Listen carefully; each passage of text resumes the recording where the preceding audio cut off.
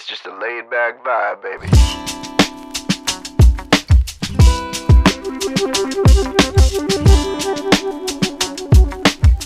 Hello, we have a replay review here for MC Pro 50.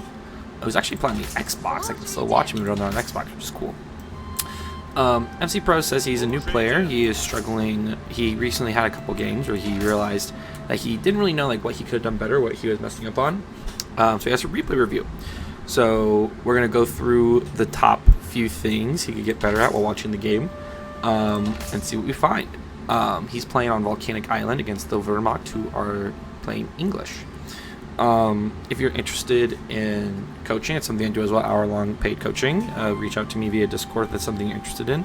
And follow me on Twitch. Hopefully once my child gets better at sleeping, I'll be able to stream more. Right now, my nights are mostly just taking care of her. So let's jump into it, see what we see.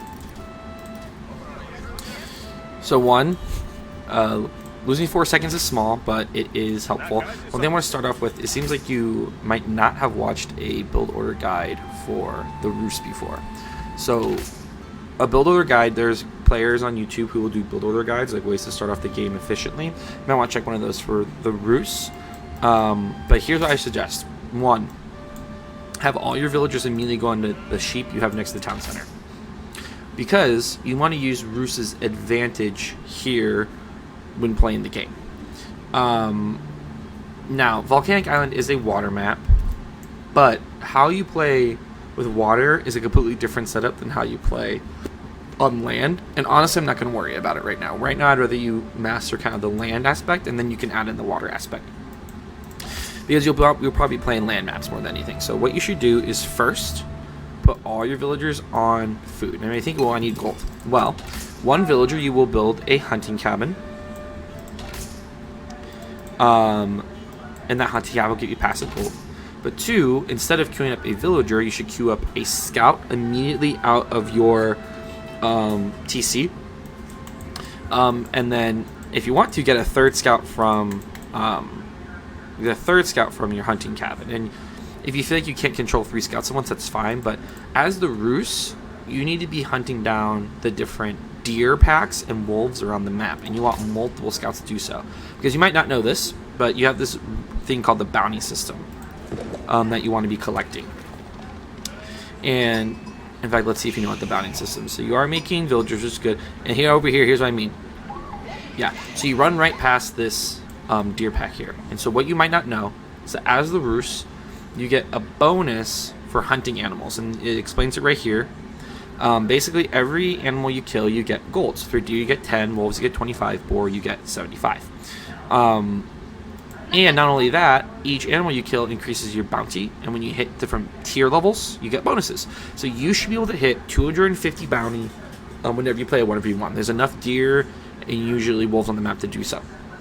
So what you need to do is be using your multiple scouts to kill that hunt, because those deer will actually provide you enough gold to age up on.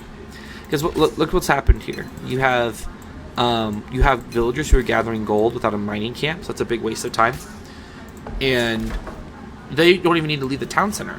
You want to think about the efficiency of your villagers. The less they have to move to drop off resources, the better it is. And so having all your villagers just gather sheep next to the town center and getting your gold from hunting will save you a lot of time. So basically, here's how you should think about it. My first scout will get deer and drop it back off at the town center, then head back out and start killing hunt. My second scout will head the opposite direction and just kill every single animal it can find, except boar. Boar, you need multiple things to kill it. But deer, wolves, kill those. And a third scout will help you do that, but you want to kill these animals because they will provide you that bounty. It's a main system of the Rus. And you not doing that, you're losing out on a lot of extra gathering rates. You're missing out on gold, and you're going to be slower on your age up time, because you're going to notice you're going to get way too much gold. So you're not killing that hunt. And when you play better players, they will try to kill the hunt before you so that you don't get that gold. All these wolves you could be killing. And getting that third scout also helps, because you can kill wolves easier and kill the deer packs a lot faster with multiple scouts. So at this point, most Rus players are ordered to be aging up, because you got your gold passively and from killing deer, and then you get gold in feudal when you actually start needing gold. So then you head out, and your goal here should be you need to know what the opponent is doing. So big picture, there's a couple things that you'll get better at as you play the game more. One, what your opponent wants to do based on their civ. So with English is a very versatile civ, and so you have to scout them really well. You have to actually have your scout around their base and see what they're doing, because unlike, there's some civs that you will always know what they're doing. For example, Delhi. Delhi will almost always go for sacred sites and fight you in feudal, and then try to use those gold to go to castle. The Malians, right now, almost every Malian player will cow boom, so they'll just protect their base, set up their cow farms, and then head into the Forlani Corral, and then mass you into feudal and castle. English has a lot of different options. They might feudal push you, they might go straight castle, they might do their little horseman strat. There's a lot of different things English can do. They're very versatile. You, on the other hand, should be really good against English. With your feudal knights, with your eco advantages, you should beat an English player. You just have to know what they're doing so you're not surprised, because you can react to almost anything they do pretty well. And also, you have to ask her, what is your goal? Do you want to go 2 TC feudal fight? You want to go 1 TC all in? So it's good to have a goal going in. A lot of Roost players would go 2 TC because it's pretty easy to set that up, and then fight from there. Here's one other thing. Most high-level Roost players don't use the Golden Gate anymore. The reason being is the Kremlin is very, very, very good. Why? Well, the Kremlin can protect early resources from raiding, because it's like a really big tower. And 2, the Kremlin militia, which allow you to get basically really good spearmen popped out from your town center, allow you to hold off early pushes while you're eco booming. So my suggestion is you should actually do a Kremlin and put it near important resources. If you drop the Kremlin here, you protect this wood, this gold, and even these berries a little bit. So drop the Kremlin instead, and then go hard into a second TC if you want to, or go straight into fighting. But when you're entering feudal, based on your goal, that's how you separate your villagers. If you don't have a goal, you're kind of just willy-nilly separate your villagers. So look at all these deer you could be killing. That's a lot of left gold. If you're curious, another reason, in case you didn't know, there's different gathering rates for different food as well. So sheep are like mid-tier, berries are the slowest gathering rate, farms are also fairly slow, but infinite. Fish are actually one of the fastest, which is why you often see people go for fish. So like these deep water fish here, they're the fastest gather rate in the game. Boar is also very, very high. So your goal as Roos is actually to secure these really good food resources. You need a dog to do fish, but you can put villagers on the deer. You can put villagers on this boar. You generally want to be aggressive to be able to then secure hunts behind that. So you're scouting, and your opponent has not gone docks yet, so they're not fishing. You see them already putting down farms, so they're going to be focusing on farm food eco. You need to see what they're aging up with the council hall, or I forget the name of the other one. Okay, so first, you set your villager out to build this lumber camp over here. You generally, early in the game, want to gather all the resources close to your TC first, because that's the safest. Your villagers are under the protection of your town center. When you put your villagers out here, they're not protected from raiding. And 2, if you're sending villagers to go take part in that resource, they have to walk really, really far, which is less resources they're gathering. So instead, I know you want to protect the wood line for your hunting cabin here. You can always just set up more hunting cabins around the outside. Instead, you should have put your lumber camp here or here, so it's protected by your TC. And as the Roos, another one of your advantages is this wooden fortress. You notice that lumber camps within the influence of wooden fortress return 20% more wood. So you'd want to put that wooden fortress there to increase your wood supply, which one reason the Roos is so good, they can get so much wood. The Kremlin also accesses too, so you put the Kremlin here, this wood would have been under the influence of the Kremlin. So what's your goal right now? So you have your villager split in 9, 8, 5. This suggests to me that you want to start making knights. You have enough gold to get knights, you have enough food, and you have enough wood villagers to continuously make more production. That's what you're telling me you want to do. See how far your villager has to walk to get this wood line? And then you send this villager... Where's the villager going? What is it doing? Are you building walls? You're building... Okay. So this might have been because you missed it, but you will always have one of each resource in your base. You will always have a stone, a gold, usually some food, either berries or deer, and a wood line near your base. You should have done this stone here because this one's so far out, and if any villager wants to go get more stone, they're really, really far away. You also need to send your scout, do like another loop around the outside of your opponent's base to see what's going on here. Also, if you had quickly garrisoned your villagers right here, you could have killed that scout, which would have been nice. You notice, look how much walking time you're losing.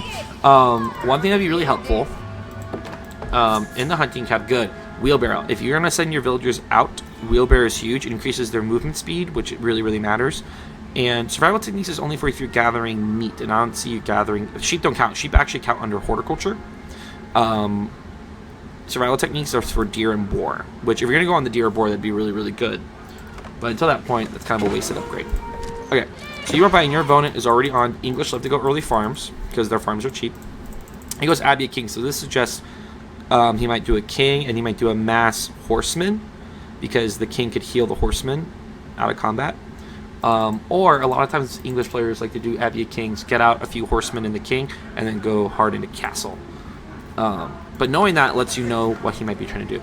So you're gathering... So I see you bought stone with your Golden Gate to go second TC. So if you want to go second TC, I'm going to go back to the plan I gave you earlier, which is put down the Kremlin. And then if you want to go second TC, do it quick and efficiently. So that means you leave 4 villagers on food, because all you need to make a villager is 4 villagers on food. Then you split your villagers evenly between stone and food until you get the not stone and food, I'm sorry, stone and wood, until you get the resources necessary to build the second TC. Then that second TC should go on a resource you want to protect. So in this case, putting your second TC like here, maybe protects these 2 stone, you get this deer.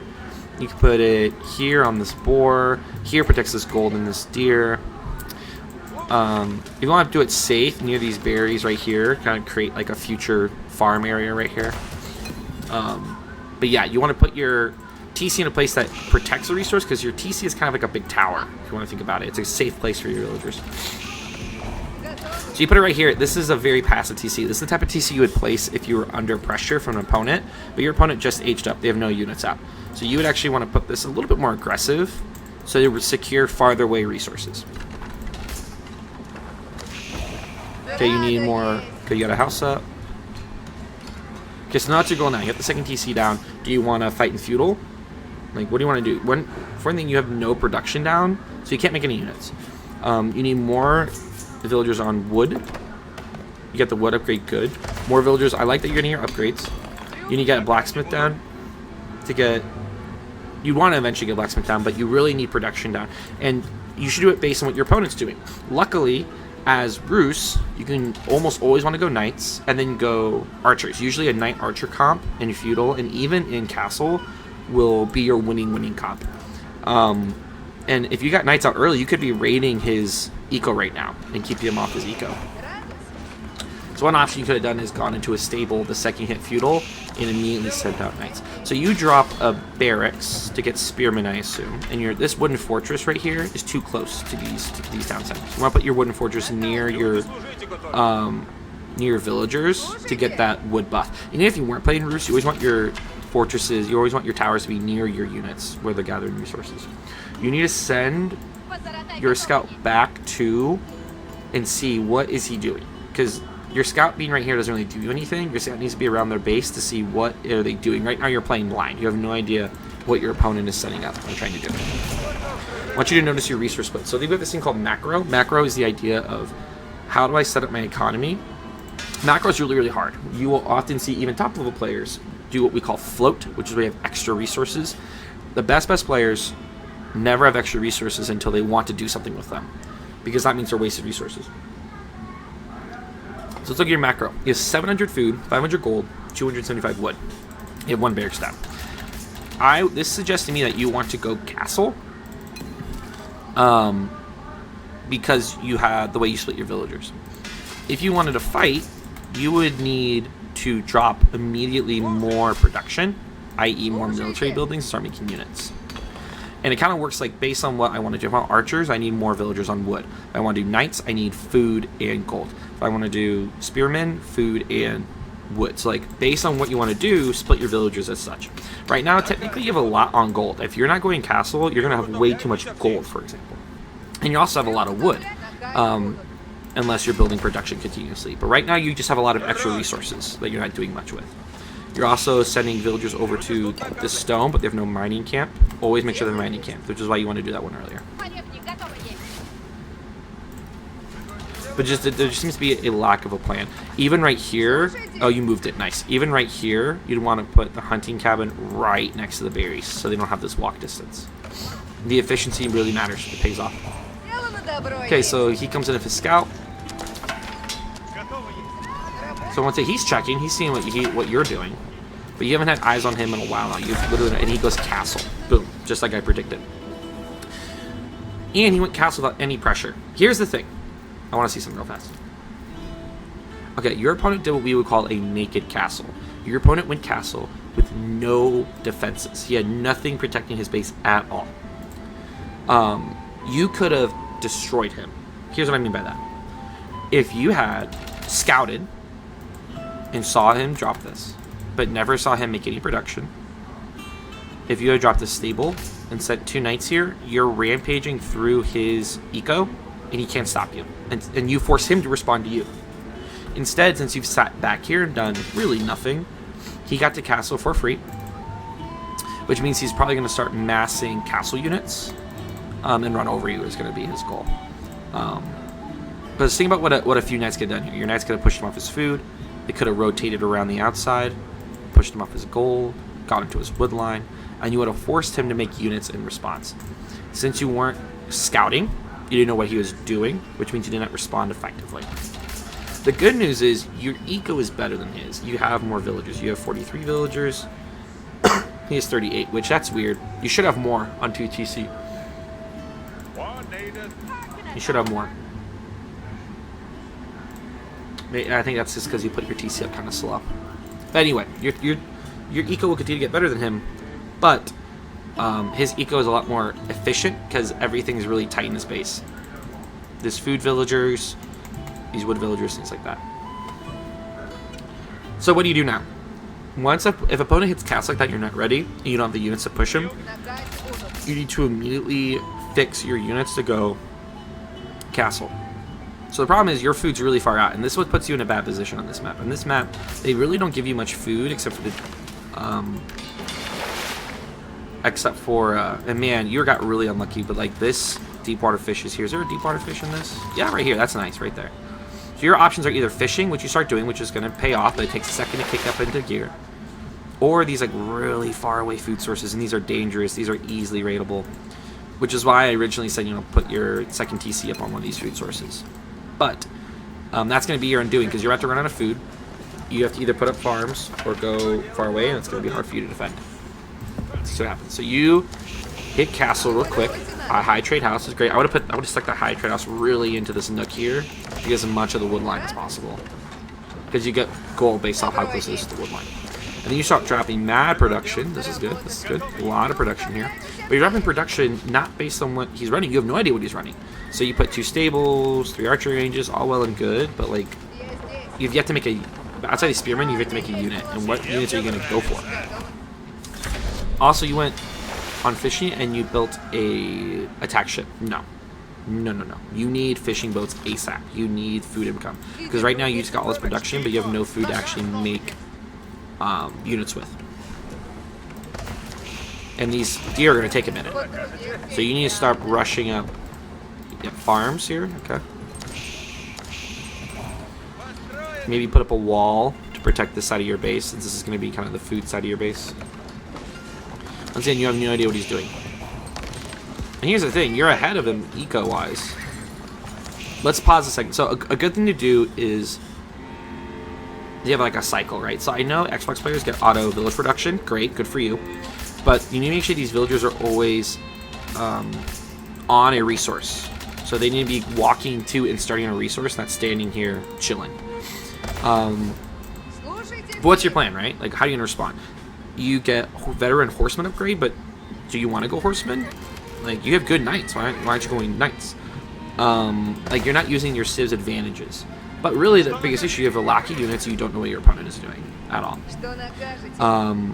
So in castle, you should, 1, try to get a monastery and start collecting relics. But most importantly, you need to pressure your opponent. Your opponent is just doing things for free right now, and you're not following him or doing anything in response to it.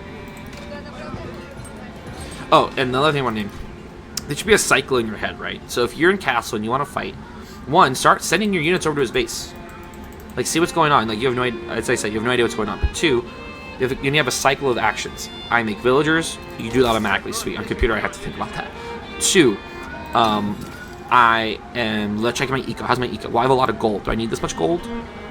I need more food. So you should be rallying your villagers to food. Oh, well, I'm out of food sources. Well, I either go out on these faraway food sources or I rally onto wood and then use wood villagers to make farms. And you keep adjusting your eco, and you definitely need fishing ships. You need fishing ships. Adjust your eco based on what your goal is. So you have these units here, and you gotta go. You gotta see what's going on. Maybe upgrade these spearmen too. You need to start going crossbow. Okay, crossbow's fine.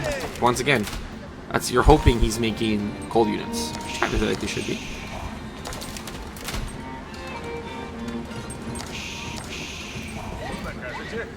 And you notice your food eco is taking a while to kick into gear because you are very slowly building farms and having to get to those. But once you get your farm set up, that will be nice. And then you run and you find... Too late. Here's what he's done. Here's what you let him do. You let him castle for free. You then let him imp for free. By for free, I mean no units. And now he set up these barracks here, and knowing English, he's just going to man-at-arms ban you. And his man-at-arms are so good in imp. And this might feel sudden to you, but it feels sudden because you didn't know what was going on. You never checked to see what was going on. And then you let him do all these things without ever pressuring him. If you had built 6 knights and sent them at him, he could have done none of this for free. You could have seen him reacting. You could have built more military and basically destroyed him that way. He should not have been able to do this for free the way he did. You basically gave him this game because you let English get to their best point. English's best point is early feudal with bowmen. And that's not even true against you, because as with a knight civ, you can stop that. Or imp, where they can get their imp upgrades are really good. They can get Berkshire, they can get their really, really good men at arms, and then walk over you. Because this Berkshire is so hard to look at the range on this thing. You basically need to get you need to now get either like the best way to take out a Berkshire is either trebuchets, or you need like 5 bombards at the same time, or you mass up like 6 to 8 rams and just send them at him. But the biggest issue is that you're not imp yourself, and you got to rush imp now because his men at arms are gonna walk all over you. Keep in mind at the same time, you should be getting fishing resources, but you're not. And you could be raiding him right now with knights on the other side, but you're not. And look how far your villagers are walking for resources. It's a waste of time. You also have all this stone set up for what? Stone for what? Stone for what? You say more production, but that's kind of useless production if you don't get to.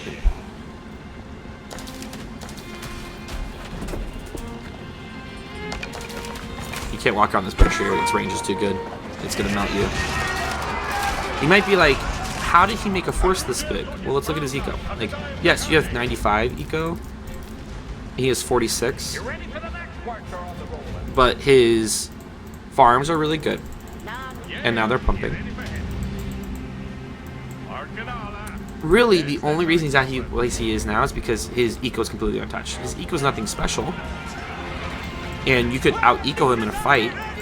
But the problem is that he's just going to out-tech you right now. He's not even in castle yet. But you also fought him under his Berkshire, which is his strongest thing right now. But yeah, he shouldn't be able to beat you. If you just went in. Now this force is just going to walk in. And you're going to have a bad time. And his king's not healing up his forces. And yeah. That's where the news goes. So, what do we do about that? A few things. Some basic things that really help you out. One, always have a plan going into a game. Have a plan that you're going to try no matter what early on. I mean, right now at your level, you could just pick a strategy and go for it. If you want to do 2 TC feudal or 2 TC castle, do it. That means I make my TC as soon as possible. I I then make units. I separate my resources based on my units, things like that. But have a plan. 2, scout. You need to scout so you know what your opponent is doing and react to that. So if your plan is 2 TC feudal fight, but you see him rushing castle, just get a stable down and send a couple of knights at his base and raid him. Like, react to what your opponent is doing so that you're still successful. A plan is great, but adjust the plan depending on what your opponent is doing to increase your likelihood of success. But scouting is huge. He got to do so much without ever being pressured because you didn't know what he was doing. You never scouted. 3, make your eco efficient. So 1, you need to use your roost bonuses. You need to be getting multiple scouts to kill the hunts so you can get gold and faster gathering rates. You need to use that to go to feudal and use the Kremlin to defend important resources. You need to make sure you're always building economic buildings next to the resource. So never have your villagers walk a long distance. Make sure they're always dropping off very close to where they're gathering that resource. And lastly, make your second TC efficient by putting it on a resource that your villagers can gather, and it defends that resource for your villagers. Yeah, I mean, like, make units, but you don't just want to make units. Make units for a purpose. So if your opponent's not doing anything, make your best unit, which for Roos is knights, until you get to imp, and then it's Streltsy. But also have your comp respond to your opponent. So if your opponent is doing heavy spears, well, then you need a lot of archers, and you'll melt his spears, and then your knights will just do what they want. Things like that. So respond to your opponent and actually be aggressive on them. Because right now you just let your opponent kind of do whatever they wanted on that. But yeah, I hope that was helpful. If you have any questions, please let me know. And good luck on your games.